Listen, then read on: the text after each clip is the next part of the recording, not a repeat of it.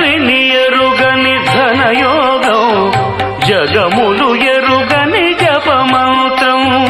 ఇంద్రియములనే తలవంచి ఇరుముడినే తన తలదాల్చి, ఇంద్రియములనే తలవంచి ఇరుముడినే తన తలదాల్చి, స్వామి